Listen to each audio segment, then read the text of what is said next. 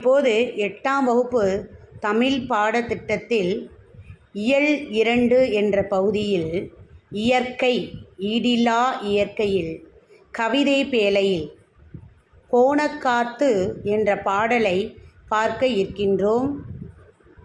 கோணக்காத்து பாட்டு. இப்பாடலை இயற்றியவர் வெங்கம்பூர் சாமிநாதன். இவர் ஒரு கலை விமர்சகர்.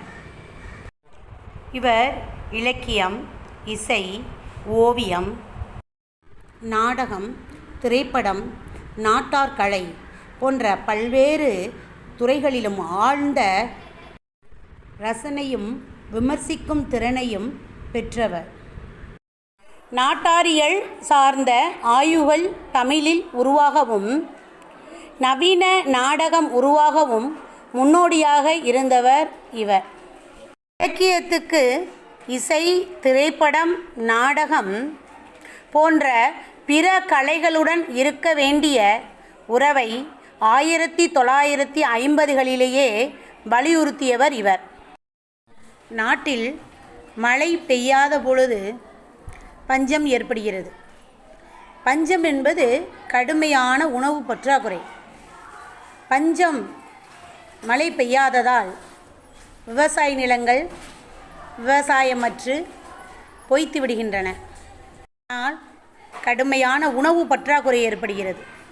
இது எல்லா உயிரினங்களுக்கும் பொருந்தும். இந்த பஞ்சம், கடும் பஞ்சம் ஏற்படும் போது ஊட்டக்குறைவு ஏற்படும். ஆங்காங்கே பட்டினி சாவுகள் நிகழும். இவ்வாறு நாட்டில் பெரும் பஞ்சம் ஏற்பட்ட காலங்களில் மக்கள் பட்ட துயரங்களை எல்லாம் அக்காலத்தில் வாழ்ந்த புலவர்கள் கும்மி பாடல்களாக பாடினர். பேச்சு தமிழில் அமைந்த இவை பஞ்ச கும்மிகள் என்று அழைக்கப்பட்டன. புலவர் சே. இராசு தொகுத்த பஞ்ச கும்மிகள் என்ற நூலில் இடம்பெற்றுள்ள வெங்கம்பூர் சாமிநாதன் இயற்றிய கோணக்காத்து பாட்டு என்னும் காத்து நொண்டி சிந்தியிலிருந்து சில பாடல்கள் நம் பாடப்பகுதியாக தரப்பட்டுள்ளன. அவற்றை பற்றி பார்ப்போம். இயற்கை. இயற்கை மிகவும் அழகானது, அமைதியானது, மக்களுக்கு மகிழ்ச்சி ஊட்டுவது, நம் மனதுக்கு இன்பம் கொடுப்பது. ஆனால் அந்த இயற்கையே சீற்றம் கொண்டு பொங்கி எழுந்தால் பெரும் அழிவை ஏற்படுத்திவிடும். புயலின் போது உண்டாகும் பலத்த சூறாவளி காற்று, கடல் சீற்றம் மற்றும் கனமழை ஆகியவற்றினால் அதிக பாதிப்புகள் ஏற்படுகின்றன. கடல் சீற்றத்தினால் கடல் நீர்மட்டம் உயரும் செயலானது புயல் காலங்களில் அதிக பாதிப்புகளை ஏற்படுத்தும். குறிப்பாக அதிக எண்ணிக்கையிலான உயிரிழப்புகள் ஏற்பட வாய்ப்பு உண்டு. புயலின் போது ஏற்படும் பலத்த காற்றானது கடல் மட்டத்தினை உயர்த்திட வழிவகுக்கும். குடிசை வீடுகள் மற்றும் வீடுகள் பலத்தமாக சேதமடையும். வீடுகளின் மேல் வைக்கப்பட்டுள்ள உலோகத் தகடுகள் அனைத்தும் பறக்கக்கூடும். மின் மற்றும் தொலைத்தொடர்பு கம்பிகளும் ரயில்வே மின் கம்பிகளும் பாதிப்படையக்கூடும். நம் தமிழ்நாடு அடிக்கடி புயலால் தாக்கப்படும் பகுதியாகும். முன்பு ஒரு முறை தமிழ்நாடு புயலால் தாக்கப்படும்போது நாட்டுப்புற பாடல் வடிவில் பாடல்பட்ட பாடல்களை அறிவோமா? உருமங்கட்டிய முகிலால் கோணக்காத்து உழன்று உழன்று மெத்த அடித்ததினால் பெரிதான வீடுகளிலெல்லாம் கோப்புடனே பிரிந்தும் கூரை தட்டு சரிந்ததங்கே. சிங்காரமாய் வாங்கல் நகரில் வைத்திருந்த தென்னம்பிள்ளை அத்தனையும் விண்ணமாச்சுதே. மங்காத காங்கைய நாட்டில் மேட்டு காட்டில் மாளாத பருத்தி எல்லாம் கோளாய் போச்சுதே. ஆரங்கள் வைத்த சுவரெல்லாம் மெத்தை வீடு அடியோடே வீழ்ந்ததங்கே. கெடி கலங்கி தாரங்களும் பிள்ளைகளுடன் கூட்டிக் கொண்டு தான் நடந்து வேகமுடன் கூ கூவென்றார். வாகுடனே தொண்டைமான் சீமை தன்னிலே வளர்ந்தோங்கும் மாநகரம் தன்னிலே தானே. சேகாரமாய் வைத்த மரங்கள் அத்தனையும் சின்ன பின்னமாய் ஒடிந்து பின்னமாச்சுதே. சம்பிரமுடன் கப்பல்களெல்லாம் கடலிலே தான் நடந்து வேகமுடன் வரும் போதிலே கொம்பு சுத்தி கோண காத்து காலனை போல் கோணமழை வந்து கப்பல்தான் கவிழ்ந்ததே. ஆற்காடு மைசூர் வரைக்கும் கோண காத்து அலறி அலறி மெத்த அடித்ததினால் மார்க்கமான சாலையில் போன சனங்களெல்லாம் மயங்கி மயங்கி மெத்த தவித்தார்களே. தெத்துக்காடு கலப்பநாயக்கன் பட்டியிலே செத்திறந்த ஆடு மாடு மெத்த உண்டாம்.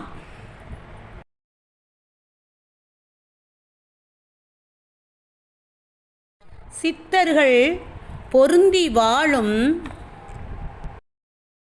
கொல்லிமலை சேர்ந்திருந்த நாடெல்லாம் காத்தடிச்சுதே. இப்படிக்கு சேதங்களினால்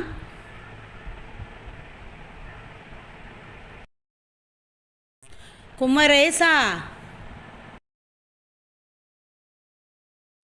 எப்படி பிழைத்து நாங்கள் ஒப்பிதமாவோம்? மெய்ப்புடன் வேலாயுதம் கொண்டு வருகின்ற விக்கினமெல்லாம் தீர்த்து காத்திடிரையா. இந்த பாடலின் பொருளை பார்ப்போம். திரண்டு எழுந்த மேகங்களால் உருவான காற்று வேகமாக அடிக்குதான். அப்படி வேகமாக அடிக்கிறதுனால பெரிய வீடுகள்லாம் இருக்கு இல்லையா, அந்த பெரிய வீடுகளில் உள்ள அந்த கூரைகள்லாம் மொத்தமாக அப்படியே மொத்தமாக பிரிந்து சரிந்து விழுந்தன. அதே மாதிரி இந்த வாங்கல் எனக்கூடிய அந்த ஊரில் அழகாக வைக்கப்பட்ட அந்த தென்னம் பிள்ளைகள் எல்லாம் அப்படியே வீணாக போயிருச்சான். காற்றுல அப்படியே வீணாயிருச்சு. அழிவில்லாத அந்த காங்கேய நாட்டின் மேட்டுப்பகுதியில் வளர்ந்திருந்த அந்த பருத்தி செடிகள் எல்லாம் சிதைவு அடைந்து வெறும் குச்சியாக இருக்குதான். அழகிய சுவர்களை உடைய மாடி வீடுகள் அடியோடு விழுந்தன. அப்போ ஆடவர்லாம் என்ன செய்கிறாங்களாம், தம் மனைவி பிள்ளைகளுடன் கத்திக்கிட்டு கூ கூ கூ என்று அலறியபடி ஓடுறாங்களாம். தொண்டைமான் நாட்டில் சிறப்பாக வைக்கப்பட்ட இந்த மரங்கள் அனைத்தும் சின்ன பின்னமாக அப்படியே ஒடிந்து விழுந்துச்சான். கடலில் விரைந்து வந்த கப்பல், கடலில் வேகமாக வருது இல்லையா கப்பல், எம்மனை போல் வந்த பெருமழையினாலும், இந்த மலையை என்னன்னு சொல்கிறாங்க, பெருமலையை எம்மன்னு சொல்கிறாங்க. எம்மனை போல் வந்த அந்த மழையினால் சுழல் காற்றினாலும் கவிழ்ந்தே போச்சான். ஆற்காடு முதல் மைசூர் வரை வீசிய புயலால், எங்கேருந்து எங்கே மழை பெய்யுது, அந்த புயல் அடிக்குதான், ஆற்காடு முதல் மைசூர் வரை அந்த வீசிய புயலால் சாலைகளில் செல்லக்கூடிய மக்கள்லாம் தடுமாறி தவிக்கிறாங்களாம். தெத்துக்காடு கலப்ப நாயக்கன்பட்டி ஆகிய பகுதிகளில் ஏராளமான ஆடு மாடுகள்லாம் இறந்தே போயிடுச்சு. சித்தர்கள் வாழக்கூடியது இந்த கொல்லிமலை. சித்தர்கள் வாழக்கூடிய அந்த கொல்லிமலையை சுற்றியுள்ள பகுதிகளிலும் புயல் அடித்தது. முருகப்பெருமானே, இத்தகைய அழிவுகளை நாங்கள் எவ்வாறு தாங்குவோம்? எங்களுக்கு வருகின்ற இந்த இடர்களை எல்லாம், இந்த துன்பங்களை எல்லாம் தடுத்து எங்களை காப்பாயாக அப்படின்னு இந்த பாடல் கூறப்பட்டுள்ளது. இந்த பஞ்சகும்மி பாடல் நம் மனதை வருந்த வைக்கிறது தானே. மிகவும் வருந்தத்தக்க முகம் இயற்கைக்கு இருக்கின்றதா என்று நம் மனம் பதைக்கத்தானே செய்கிறது. இந்த பாடல் நம் மனதையும் கரைக்கத்தானே வைக்கிறது. இப்போது இப்பாடலில் வரக்கூடிய சில கடின சொற்களை பார்ப்போம். முகில், மேகம், கெடிக்கலங்கி, மிக வருந்தி, சம்பிரமுடன் முறையாக, சேகரம், கூட்டம்,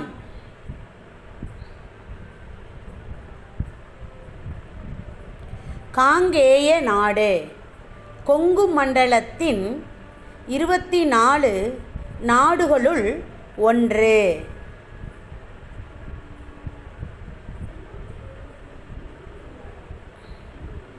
விண்ணம், சேதம், வாகு சரியாக,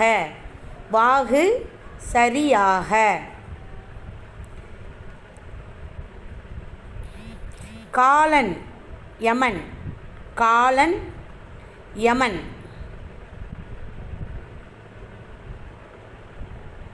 மெத்த, மிகவும். நாம் இப்போது கோணக்காத்து பாட்டு மதிப்பீடு பகுதியை பார்ப்போம். சரியான விடையை தேர்ந்தெடுத்து எழுதுக. வானில் கரு டேஷ் தோன்றினால் மழை பொழியும் என்பர். வானில் கரு டேஷ் தோன்றினால் மழை பொழியும் என்பர். முகில் என்றால் மேகம். வானில் கரு முகில் தோன்றினால் மழை பொழியும் என்பர். முறையான உடற்பயிற்சியும் சரிவிகித உணவும் டேஸையும் ஓட்டிவிடும். முறையான உடற்பயிற்சியும் சரிவிகித உணவும் காலனை ஓட்டிவிடும். காலன் என்றால் யமன். முறையான உடற்பயிற்சியும் சரிவிகித உணவும் காலனை ஓட்டிவிடும். விழுந்ததங்கே என்னும் சொல்லை பிரித்து எழுத கிடைப்பது. விழுந்ததங்கே, விழுந்தது ப்ளஸ் அங்கே, விழுந்தது கூட்டல் அங்கே. விழுந்ததங்கே என்னும் சொல்லை பிரித்து எழுத கிடைப்பது விழுந்தது கூட்டல் அங்கே.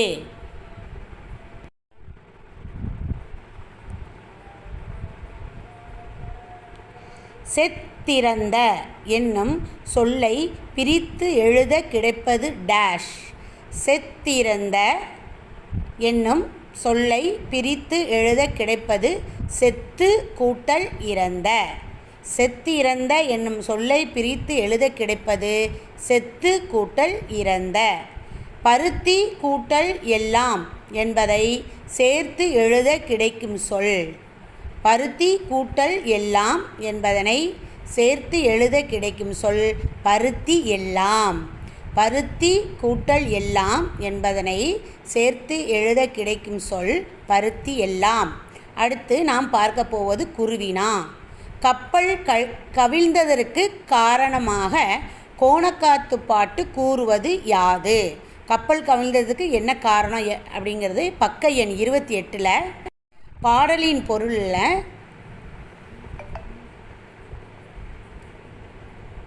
இரண்டாவது பத்தியில் கடலில் ஆரம்பிக்குது இல்லையா? கடலில் விரைந்து வந்த கப்பல் யமனை போல வந்த பெருமழையினாலும் சுழல் காற்றினாலும் கவிழ்ந்தது. இது வரைக்கும் புயல் காற்றினால் தொண்டைமான் நாட்டில் ஏற்பட்ட அழிவு யாது? புயல் காற்றினால தொண்டைமான் நாட்டில் என்ன அழிவு ஏற்பட்டுச்சு? இதுவும் பக்க எண் 28 பாடலின் பொருள்ங்கிற பத்தி இரண்டாவது பத்தியில் தொண்டைமான் நாட்டில் சிறப்பாக வைக்கப்பட்ட மரங்கள் அனைத்தும் சின்னாபின்னமாக ஒடிந்து விழுந்தன. அடுத்தது கொல்லிமலை பற்றி பாடல் கூறும் செய்தி யாது? கொல்லிமலை பற்றி பாடல் கூறும் செய்தி யாது? இதுவும் பக்க எண்ணில் பாடலின் பொருளில்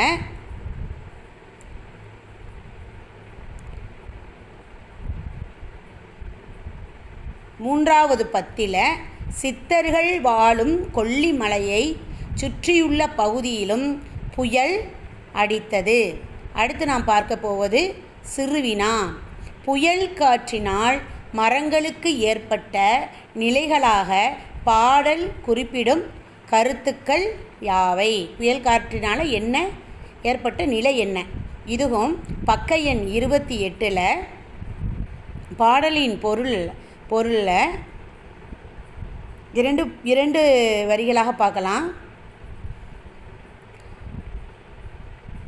முதல் பத்தியில் வாங்கல் என்னும் ஊரில் அழகாக வைக்கப்பட்ட தென்னம்பிள்ளைகள் எல்லாம் வீணாயின. இது வரைக்கும் ஒரு பாயிண்ட்டாக குறிச்சிக்கோங்க. அடுத்தது தொண்டைமான், இரண்டாவது பத்தியில் பாருங்கள். தொண்டைமான் நாட்டில் சிறப்பாக வைக்கப்பட்ட மரங்கள் அனைத்தும் சின்னாபின்னமாக ஒடிந்து விழுந்தன. இந்த ரெண்டு இதையும் எடுத்து குறிச்சிக்கோங்க. வாங்கல் என்னும் ஊரில் அழகாக வைக்கப்பட்ட தென்னம்பிள்ளை எல்லாம் வீணாயின. தொண்டைமான் நாட்டில் சிறப்பாக வைக்கப்பட்ட மரங்கள் அனைத்தும் சின்னாபின்னமாக ஒடிந்து வீழ்ந்தன. அடுத்து கோணக்காற்றால் வீடுகளுக்கு ஏற்பட்ட பாதிப்புகள் யாவை? கோணக்காற்றுனால வீடுகளுக்கு ஏற்பட்ட பாதிப்புகள் யாவைன்னு கேட்டிருக்கு. இதுவும் பக்க எண் 28 பாடலின் பொருளில்